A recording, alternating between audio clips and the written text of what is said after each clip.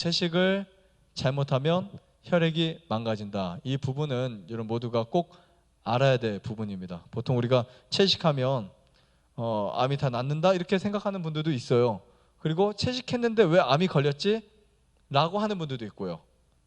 자, 채식을 잘못하는 형태를 보면 이렇게 9가지 문제가 있습니다.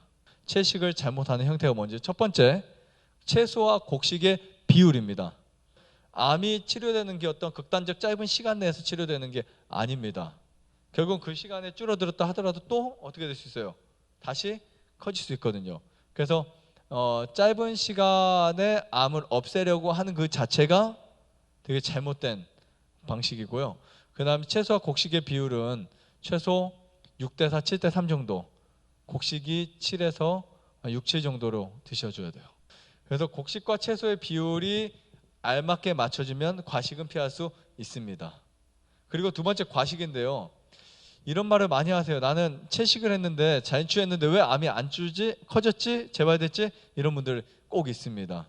그 이유 중에 하나가 뭐냐면 과식이에요. 이 과식은 정말 저는 심각한 문제로 봅니다. 그래서 뭐 과식이 얼마나 위험할까 하지만 과식을 하면 무조건 암이 큰다는 거예요. 그래서 이렇게 보시면 돼요. 운동하고 우리가 또 물 마시고 그 다음에 고기 안 먹고 해가지고 암을 한 50% 줄였어요. 근데 과식해 또 한 70%, 80% 또 키웁니다. 자, 세 번째, 채식을 잘못하는 형태 가운데 하나가 아질산염이라고 보시면 됩니다. 이게 뭘까요?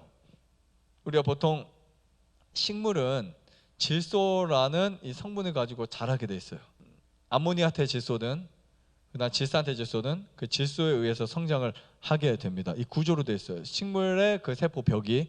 그런데 이 아질산염이 이제 우리 몸에 과하게 되면요, 질소가 과하게 되면 우리 몸 속에서 그것이 독이 만들어져요. 그것을 무슨 물질이라고 할까요? 바로 발암 물질이라고 부릅니다. 근데 가만히 보세요. 그냥 한 농장에서 상추를 심어서 그 상추를 출하시키는데 분명히 어제 그저께까지 입시 노랬어요. 근데 거기다 주인이 이거 한 며칠 있다 출하시킬 거야 해서 뭐를 갖다 뿌리죠? 네, 요소, 질소, 비료를 뿌려요. 그러면 뿌리고 물을 주면 다음 날부터 잎사귀 어떻게 될까요? 하루 이틀만 되면 파래져요. 이거는 뿌리를 통해서 그 질소를 받아들인 거거든요. 그거를 따가지고 박스에 넣어서 판매를 합니다. 그럼 우리는 어떻게 되죠? 맛있다고 먹죠. 네, 되게 부드럽거든요. 네, 되게 부드러워요. 그 질소 성분이 이렇게 부드러워져요. 거름이 많으면. 그렇게 돼서 우리가 생채소를 먹는데 나는 분명히 생채소가 내 몸에 좋을 거야 라고 생각하고 먹었는데 그것이 우리 몸에 들어와서 질산염의 문제를 일으킵니다. 그러면 때로는 상추도 치커리도 몸에 발암물질이 될 수 있다라는 사실 꼭 기억하셔야 돼요. 자, 그 다음에 네 번째, 타액의 부족입니다. 타액의 부족. 우리가 먹는 대부분 음식들은요, 타액을 필요로 해요. 살균도 시켜야 되고, 그 다음에 그것을 소화시키려면 타액이 부족한데 음식이 우리 몸에 들어와서 소화가 안 되잖아요. 그럼 어떤 문제가 일어나냐면 부패가 돼요. 부패가 되면 가스가 생기죠. 암이 좋아하는 물질이 가스입니다. 그래서 보통 황산가스, 암모니아 가스 이런 거 되게 잘 좋아하거든요. 암의 부속 성질, 암이 그것을 가지고 살아가요. 그래서 암에 걸린 사람들에게 개에게 너 냄새 맡아서 그 암을 찾아내라면 찾는 개들도 있어요. 항문의 냄새를 맡아서 직장암을 찾아내고, 네, 입의 냄새를 맡아서 구강암을 찾아내요. 왜냐하면 그게 뭔지 아세요? 암에서 나오는 가스 물질이거든요. 그러니까 황산가스. 그러니까 엄청 독하거든요. 그 독한 것들을 개들이 그 후각으로 알거든요. 타액이 부족하면 그런 현상도 일어날 수 있다는 거. 소화가 안 될 때 일어난 가스 문제들. 그래서 타액을 충분히 여러분들이 드시려면 반드시 곡식을 꼭꼭 천천히 씹어 드셔야 된다. 기억하세요. 그 다음 다섯 번째, 염분의 부족도 마찬가지예요. 염분은 과해도 문제가 될 수 있어요. 그러니까 염분이 과하면 몸을 활성화시킬 수 있어서 암이 빨리 커질 수도 있지만 반대로 염분이 부족해도 암이 커질 수 있어요. 실례로 이런 경우가 있어요. 사람들이 대부분 인식 속에 암에 걸리면 뭐를 끊죠? 소금을 끊으려고 노력을 해요. 왜냐하면 사람들이 하도 무염식 저염식 하니까. 근데 그래서 문제가 됩니다. 간암이든 유방암이든 뭐 우선 소금을 끊어요. 그러면 우리 몸에서는 염분 수치를 맞추겠죠. 염도를 맞추기 위해서 체내에서는 노력을 합니다. 그게 이제 혈액의 항상성이라고 해요. 그러면 혈액에서 그 염도가 부족하면 안 되겠잖아요. 네, 뇌에 공급하는 거, 신장 다 망가지잖아요.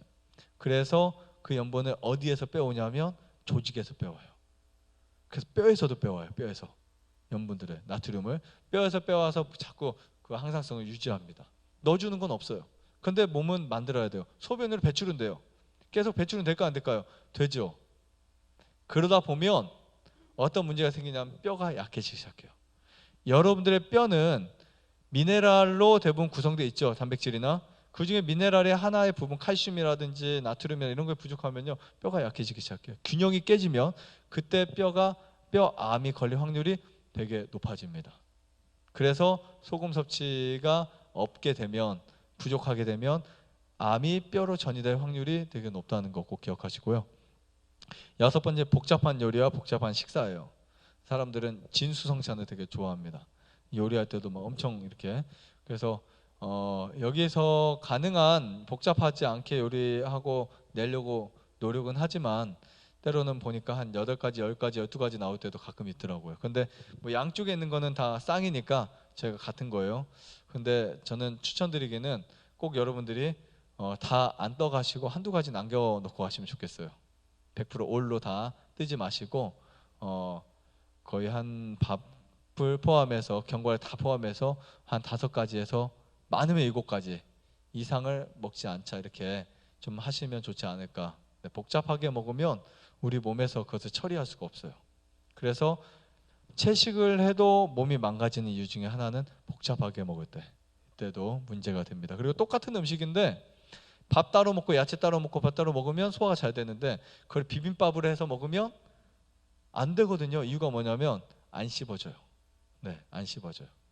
자, 반대로 빈약한 식사도 좋지 않습니다. 빈약한 식사가 언제까지는 좋냐면 몸속에서 콜레스테롤이 안정이 되고 중성지방이 없어지고 살이 빠지고 독소 디톡스가 되는 어느 시점까지는 이 빈약한 식사들이 되게 좋을 수 있어요. 근데 시간이 지나면 뭐가 깨지냐면 균형이 깨져 버립니다. 영양 상태가 깨져요. 빈혈이 생기거나 혈액에 어떤 성분들이 부족하거나 그러면 빈약한 식사는 반드시 질병을 만들고요. 8번째, 원푸드 형식이 있어요. 예를 들면 머우가 좋다고 해서 머우만 드시는 분들이 있어요. 원푸드 형태의 식사들은요, 심각한 문제를 일으켜요. 그리고 여기서 나오는 거 충분합니다. 칼슘, 칼륨, 나트륨, 단백질, 지방제, 탄수화물 다 충분한데 그것도 부족해서 뭔가 먹어야만 될 것 같다고 생각하는 분들이 있어요.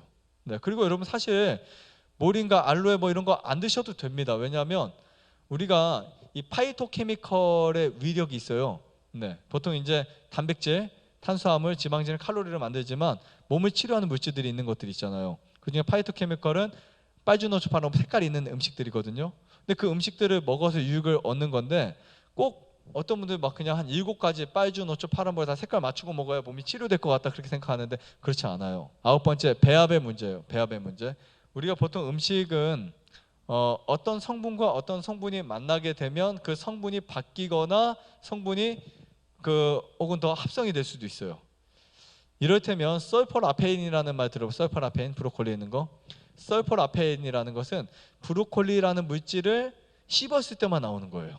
타입과 섞일 때. 근데 설폴아페인은 암을 굉장히 줄일 수 있거든요. 그러니까 브로콜리를 씹어 먹을 때만 나오는 게 설폴아페인이에요. 근데 이거를 갈아서 분말로 해가지고 퍼서 그냥 먹으면 전혀 안 나오거든요. 라이코펜 이거를 우리가 토마토를 끓였을 때 흡수율이 되게 높아져요. 맞죠? 생으로 먹었을 때는 3, 4%? 기가 막히죠.